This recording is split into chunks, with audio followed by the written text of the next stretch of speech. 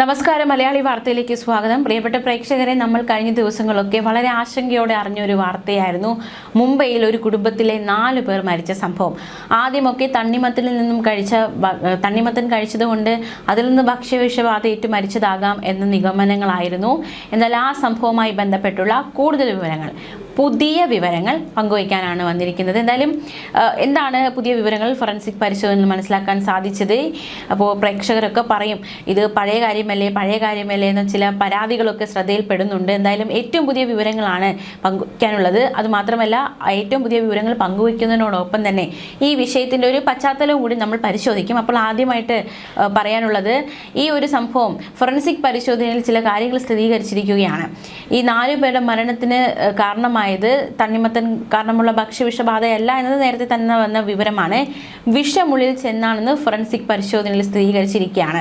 മരിച്ചവരുടെ ശരീരത്തിലും അവർ കഴിച്ച പഴത്തിന്റെ സാമ്പിളുകളിലും എലിവിഷമായി ഉപയോഗിക്കുന്ന മാരകമായ വിഷാംശത്തിന്റെ സാന്നിധ്യം കണ്ടെത്തിയിരിക്കുകയാണ്. അവരുടെ ശരീരത്തിൽ മാത്രമല്ല, ഈ തണ്ണിമത്തനിലും അത് കണ്ടെത്തിയിരിക്കുന്നു എന്നതാണ്.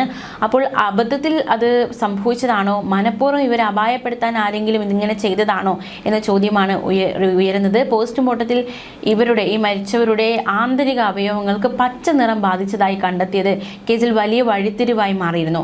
എലിവിഷത്തിൽ ഉപയോഗിക്കുന്ന രാസപദാർത്ഥമായ സിങ്ക് ഫോസ്ഫൈറ്റ് ആണ് മരണകാരണമെന്ന് ഫോറൻസിക് പരിശോധനകൾ വ്യക്തമാക്കിയിരുന്നു. കുടുംബം കഴിച്ച തണ്ണിമത്തിന്റെ സാമ്പിളുകളിലും ഈ രാസവസ്തു കണ്ടെത്തിയിരുന്നു. ഈ വിഷാംശം അബദ്ധത്തിൽ പഴത്തിൽ കലർന്നതാണോ അതോ ആരെങ്കിലും മനഃപൂർവ്വം കുത്തിവെച്ചതാണോ എന്നതടക്കമുള്ള അന്വേഷണമാണ് ഉദ്യോഗസ്ഥർ നടത്തിയത്. കൃത്യമായി പരിശോധിച്ചിട്ടുണ്ട്. എന്തായാലും അസ്വാഭാവിക മരണത്തിനാണ് പോലീസ് കേസെടുത്തിരിക്കുന്നത്. അന്വേഷണം പുരോഗമിക്കുകയാണ്. ഇവരൊരു വിരുന്ന് നടത്തിയിരുന്നു വീട്ടിൽ. ആ വിരുന്നിൽ വെച്ചാണ് അവർ ഇത്തരത്തിൽ തണ്ണിമത്തൻ കഴിച്ചതും അതിനുശേഷമാണ് മരണം സംഭവിച്ചതും. അപ്പോൾ ഈ തണ്ണിമത്തൻ ആരാണ് വിഷം കലർത്തിയത് എന്ന ചോദ്യം ഉയരുകയാണ്. അതിഥികളുടെ ഈ ഒരു വിരുന്നിൽ പങ്കെടുത്ത അതിഥികളുടെയൊക്കെ മൊഴി രേഖപ്പെടുത്തിയിരിക്കുകയാണ്. ഈ അതിഥികൾ പുലാവ് കഴിച്ചിരുന്നെങ്കിലും ആരോഗ്യ പ്രശ്നങ്ങളൊന്നും റിപ്പോർട്ട് ചെയ്തിട്ടില്ല. കൊല്ലപ്പെട്ടത് അബ്ദുള്ള ഡൊക്കാഡിയ 45 വയസ്സുകാരൻ, ഭാര്യ നസ്രീൻ 35 വയസ്സ്, മക്കളായ സൈനബ് 13 വയസ്സ്, ആയിഷ 16 വയസ്സ് എന്നിവരാണ് മരിച്ചത്. ഇവരുടെ ബന്ധുക്കൾക്കായി മുംബൈയിലെ വീട്ടിൽ അത്താഴ വിരുന്നൊരുക്കി മട്ടൻ പുലാവ് വിളമ്പിയിരുന്നു. ബന്ധുക്കൾ പോയതിനു ശേഷം പുലർച്ചെ 1 മണിയോടെയാണ് കുടുംബം തണ്ണിമത്തൻ കഴിച്ചത് എന്നാണ് മനസ്സിലാക്കാൻ സാധിക്കുന്നത്. പുലർച്ചെ 5 മണിയോടെ എല്ലാവർക്കും കടുത്ത ഛർദിയും വയറിളക്കവും അനുഭവപ്പെടുകയായിരുന്നു. മണിക്കൂറുകൾക്കുള്ളിൽ മരണവും സംഭവിച്ചു.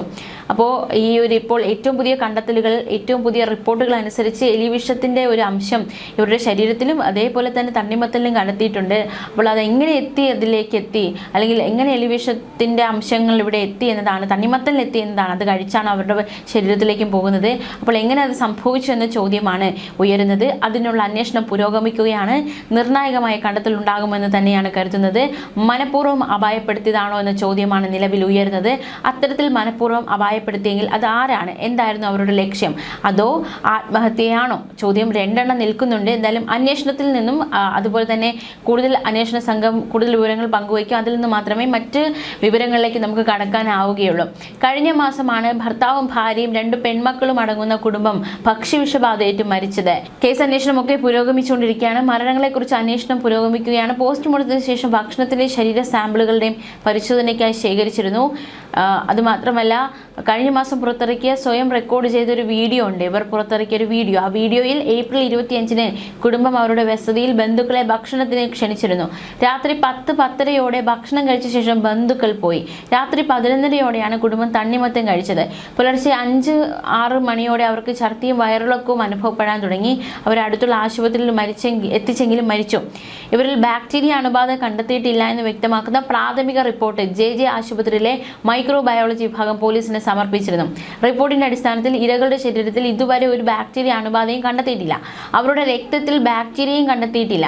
ഫോറൻസിക് സയൻസ് ലബോറട്ടറി അന്തിമ റിപ്പോർട്ട് സമർപ്പിച്ചതിനു ശേഷമേ മരണകാരണം കൃത്യമായി നിർണ്ണയിക്കുന്ന ഉദ്യോഗസ്ഥർ വ്യക്തമാക്കിയിരുന്നു. എന്തായാലും മരണകാരണം എലിവിഷമാണ് എന്നാണ് കണ്ടെത്തിയിരിക്കുന്നത്. ഈ കുടുംബാംഗങ്ങൾ കഴിച്ച എന്തെങ്കിലും ഭക്ഷണത്തിൽ വിഷാംശം അടങ്ങിയിട്ടുണ്ടോ എന്നതടക്കമുള്ള കാര്യങ്ങൾ പരിശോധിക്കുമെന്ന് അധികൃതർ നേരത്തെ തന്നെ വ്യക്തമാക്കിയതാണ്. എന്നാൽ പരിശോധനയിൽ നിന്ന് മനസ്സിലാക്കാൻ സാധിക്കുന്നത് എലിവിഷം ഇവിടെ ഉള്ളിലേക്ക് പോയിട്ടുണ്ട്.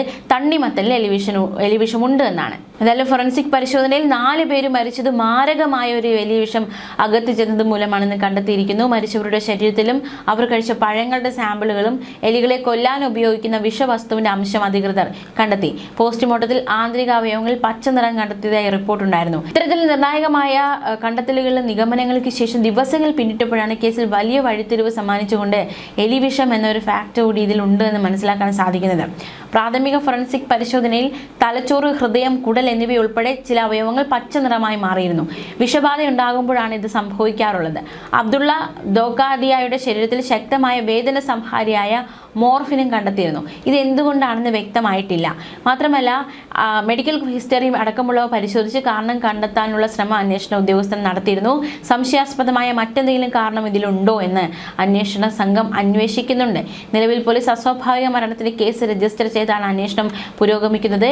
രാത്രിയിൽ വീട്ടിലെത്തിയ എല്ലാ അതിഥികളുടെയും മൊഴികൾ രേഖപ്പെടുത്തിയിട്ടുണ്ട്. അബ്ദുള്ളയുടെ ശരീരത്തിൽ നേരത്തെ മോർഫിന്റെ അംശവും കണ്ടെത്തിയിരുന്നു. അബദ്ധവശാൽ സംഭവിച്ചതാണോ അതോ കുടുംബത്തിന്റെ മരണത്തിന് പിന്നിൽ മറ്റെന്തെങ്കിലും ദുരൂഹതയുണ്ടോ എന്ന സംശയം അപ്പോൾ തന്നെ ശക്തമായതാണ്. തണ്ണിമത്തൻ കഴിച്ചത് കാരണമാണ് കുടുംബം മരിച്ചതെന്ന് കണ്ടെത്താനായിട്ടില്ല എന്ന് Maharashtra food and drug administration വ്യക്തമാക്കുകയുണ്ടായി.